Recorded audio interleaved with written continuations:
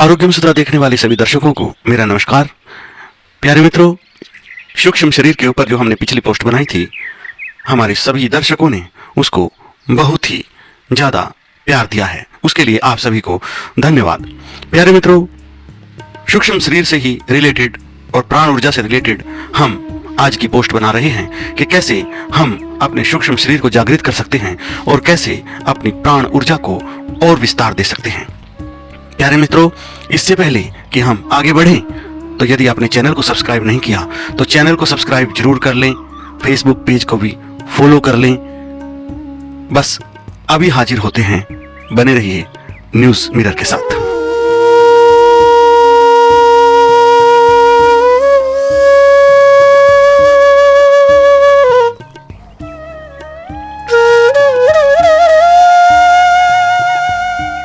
दोस्तों, सबसे पहले हमें बात करनी होगी कि प्राण ऊर्जा आखिर है क्या। प्यारे मित्रों, प्राण की यदि बात करें तो प्राण हमारे चारों तरफ फैला हुआ है। इसको हम इस उदाहरण से समझ सकते हैं कि जिस प्रकार एक मछली समुद्र में रहती है और समुद्र ही उसका घर होता है और उसके चारों तरफ फैला हुआ असीम सागर उसके लिए एक प्राण ही होता है। लेकिन मछली जब सागर में होती है तो उसको यह अनुभूति नहीं होती कि मैं सागर में हूं और सागर ही मेरा प्राण है। उसको इस बात की अनुभूति तब होती है जब कोई उसको सागर से बाहर निकाल कर फेंक दे, तो वह कुछ ही क्षणों में तड़पने लगती है और उसको एहसास होता है कि जिस सागर में मैं रह रही थी वही मेरा जीवन था और मैं उस सागर के भीतर ही थी। तो इसी प्रकार मित्रों, हमारे चारों तरफ भी प्राण ऊर्जा का महान सागर लहलहा रहा है और हम उसी प्राण ऊर्जा के महासागर में निवास कर रहे हैं। प्राण एक सार्वभौमिक ऊर्जा है जो हमारे सूक्ष्म शरीर के सभी चक्रों के भीतर और उनके चारों ओर मौजूद है। शरीर में, सांस सांस में, वातावरण में, हर जगह प्राण ऊर्जा विद्यमान है। प्राण ऊर्जा वह जीवन शक्ति है जो सभी जीवित प्राणियों को जीवित बनाए रखती है, हमारे शारीरिक, मानसिक और आध्यात्मिक स्वास्थ्य को प्रभावित करती है। प्यारे मित्रों, यदि हम प्राण को केवल सांस लेने की क्रिया ही मान रहे हैं तो यह हमारी जीवन की सबसे बड़ी भूल है। मित्रों, यह अविश्वसनीय जीवन शक्ति है जो कि हमारे शरीर के हर सेल को जीवंत बनाए रखती है, हमारे अंगों को कार्यशील बनाए रखती है, हमारे दिमाग को जागृत बनाए रखती है। प्राण की कल्पना एक अदृश्य शक्ति के रूप में करें जो हमारे भीतर हजारों ऊर्जा चैनलों यानी नाड़ियों के मध्य से घूम रही है, हमारे स्वास्थ्य को बनाए रख रही है और हमारे संपूर्ण अस्तित्व को ऊर्जा से भर रही है। प्यारे मित्रों, आप एक उदाहरण द्वारा समझ सकते हैं कि एक बहुत ही बलवान व्यक्ति को आप देखते होंगे, लेकिन यदि उसमें प्राण ऊर्जा का अभाव है तो वह जरा जरा सी बाधाओं से हारने लगता है, रोने लगता है, गिड़गिड़ाने लगता है, यद्यपि उसका शरीर बहुत ही शक्तिशाली है। दूसरी ओर एक बहुत ही दुबला पतला व्यक्ति आपने देखा होगा, लेकिन उसमें प्राण इतने अत्यधिक होते हैं कि वह हर बाधा से, हर मुश्किल से टकरा जाता है और अपनी मंजिल को प्राप्त कर लेता है। प्यारे मित्रों, आपने YouTube पर ऐसे अनेक वीडियो देखे होंगे जिसमें एक छोटा मुर्गा एक बड़ी गाय को अपने आगे आगे दौड़ा रहा है, या एक छोटा मुर्गा एक बड़े बच्चे को, या एक चूहा एक बड़ी बिल्ली को डराकर भगा रहा है। इसका अर्थ यह है कि उन जीवों में प्राण अत्यधिक मात्रा में है और जितना अत्यधिक रूप से प्राण आपके भीतर मौजूद रहेगा उतने ही आप साहसी, पराक्रमी और अभय बनेंगे, उतना ही तेज आपके चेहरे पर दिखाई देगा। बुढ़ापा जल्दी नहीं आएगा, बीमारियों से आप बचे रहेंगे और अकाल मृत्यु आपकी कभी होगी नहीं। प्राण हमारे मानसिक और भावनात्मक संसार को भी छूता है, हमारे इमोशंस को भी छूता है। आइए अब जानते हैं कि प्राण करता क्या है।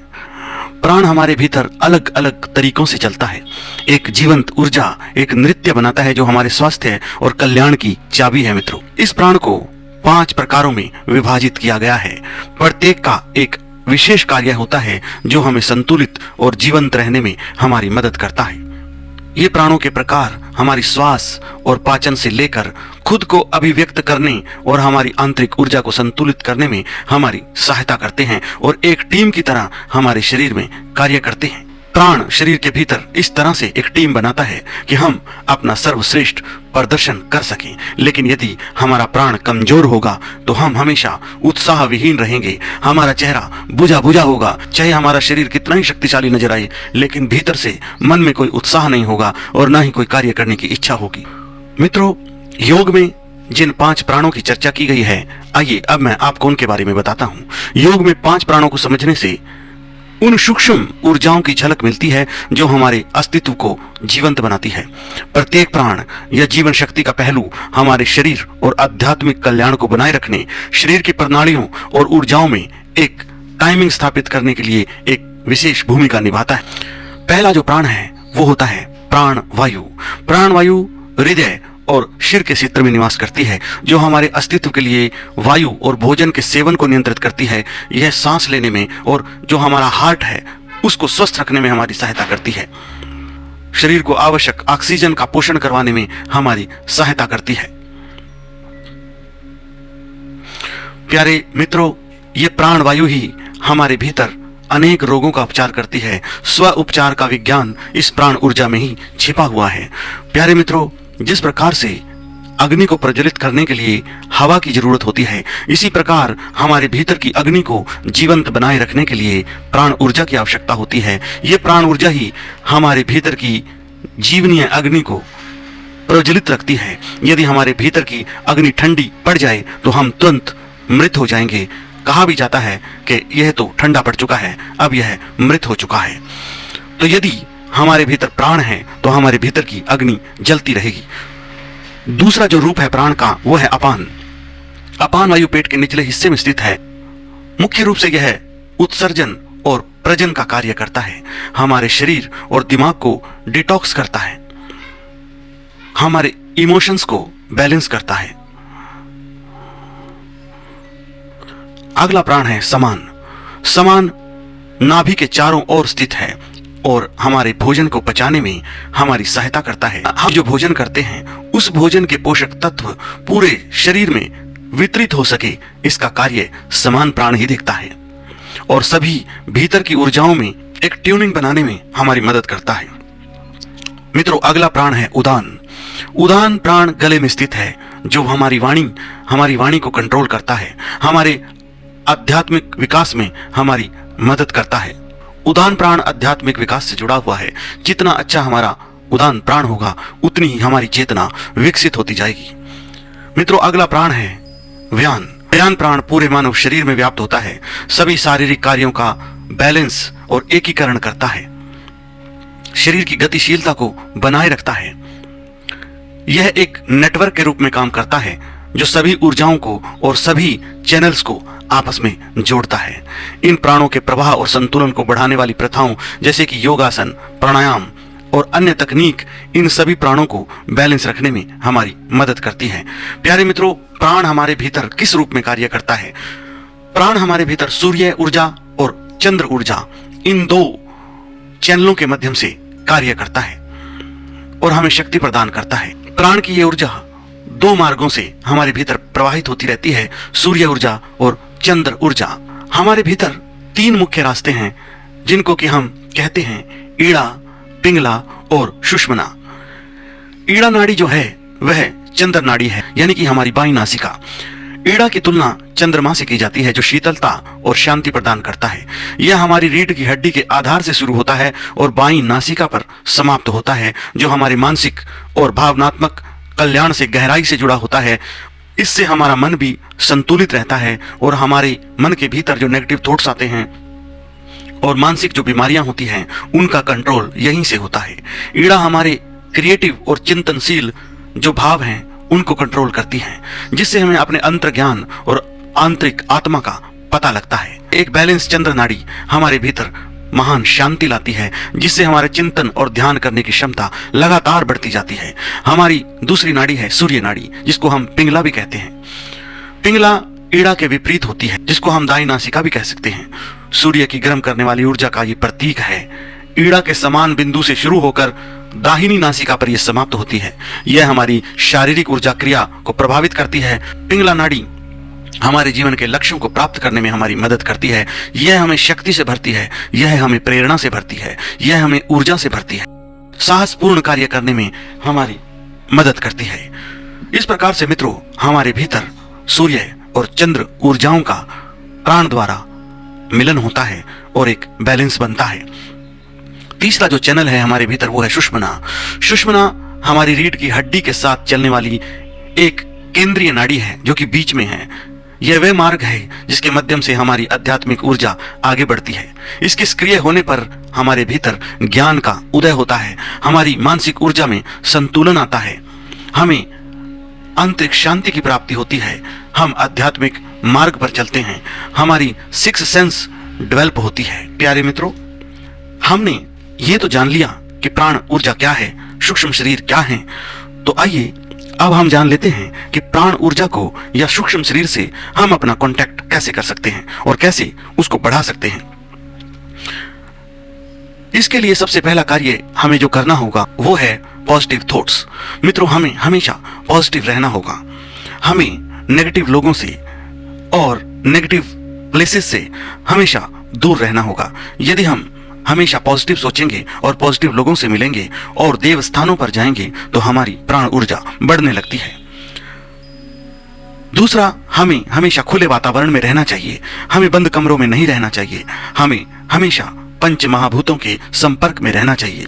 आकाश, वायु, पृथ्वी, जल, अग्नि, इन सभी तत्वों के संपर्क में यदि हम रहेंगे तो हमारी प्राण ऊर्जा अत्यधिक विकसित होने लगेगी और हम अपने सूक्ष्म शरीर के संपर्क में आने लगेंगे। हमें तंग स्थानों से और बंद कमरों से बाहर आकर घूमना चाहिए। हमें फूल, पौधे, झरने वाले स्थानों की यात्रा करनी चाहिए। इससे हमारी प्राण ऊर्जा बहुत ज्यादा बढ़ जाएगी। हमें भीड़ भरे स्थानों से दूर रहना चाहिए। जहां भी भीड़ है, जहां भी बहुत सारे लोग जमा हैं, उनसे जितना आप दूर रहेंगे तो आपकी प्राण ऊर्जा उतनी ही भरपूर होगी। हमें बहुत ही गहरी तथा लंबी श्वास लेनी चाहिए। जब भी हम गहरी तथा लंबी श्वास लेना आरंभ करेंगे तो हमारी प्राण ऊर्जा अतिशीघ्र बढ़ने लगेगी, हमारा चेहरा चमकने लगेगा। इसके साथ साथ हमें ओम तथा गायत्री महामंत्र का जाप करना चाहिए। आप अपने हिसाब से जितनी भी मालाएं इसकी कर सकते हैं उतना ही कम है। जैसे जैसे आप गायत्री महामंत्र या ओम का उच्चारण करेंगे तो एक स्ट्रॉन्ग वाइब्रेशंस आपके भीतर पैदा होगी जो आपके शरीर के तंतुओं को, आपके दिमाग के तंतुओं को खोल देगी और आपके भीतर जो भी बीमारियां हैं, जो भी आपके भीतर व्याधियां हैं, जो भी आपकी नेगेटिव सोच है वह अपने आप पॉजिटिव सोच में बदलनी शुरू हो जाएगी। बुढ़ापा जल्दी नहीं आएगा, अकाल मृत्यु नहीं होगी और बीमारियों से भी आपका शरीर बचा रहेगा। इसके अलावा हम त्राटक कर सकते हैं। आप किसी भी दीपक को अपने सामने रखकर त्राटक करना आरंभ करेंगे तो आपकी प्राण ऊर्जा बहुत ही जल्दी बढ़ने लगेगी। इसके साथ साथ यदि हम प्राणायाम का अभ्यास करेंगे जैसे कि भ्रामरी, भस्त्रिका, इन जैसे प्राणायामों को हम अपने जीवन में उतारेंगे तो बहुत ही शीघ्र प्राण ऊर्जा बढ़ने लगेगी। इसके अलावा यदि हम बहुत ही कम बोलेंगे और यदि हम सप्ताह में एक दिन मौन व्रत भी रख सकते हैं, यदि हम सप्ताह में एक दिन मौन व्रत भी रख सकें तो हमारी प्राण ऊर्जा एकदम से बढ़ने लगेगी। प्यारे मित्रों, आपको बता दें कि जितना ज्यादा हम बोलते हैं और जितनी ज्यादा व्यर्थ की बकवास हम करते हैं उतनी ही प्राण ऊर्जा का ह्रास हमारे शरीर से होने लगता है और हम दीनहीन महसूस करने लगते हैं। प्यारे मित्रों, बिना मतलब के इधर उधर नहीं भटकना चाहिए। यदि आप इधर उधर बिना किसी मकसद की भीड़ भरे स्थानों पर भटकेंगे तो आपकी प्राण ऊर्जा का ह्रास हो जाएगा। इसके अलावा अत्यधिक भोजन करने से भी प्राण ऊर्जा का ह्रास होता है। सप्ताह में एक बार उपवास अवश्य रखना चाहिए। यदि आप एक दिन उपवास रखेंगे तो प्राण ऊर्जा आपकी बढ़ने लगेगी। हमें अपने पांचों प्राणों को बैलेंस में रखना चाहिए। प्यारे मित्रों, पांचों प्राणों का वर्णन मैंने ऊपर किया है। प्राण, उदान, समान, अपान, व्यान। यदि ये पांचों प्राण हमारे बैलेंस में रहेंगे तो हमारा शरीर हमेशा स्वस्थ रहेगा।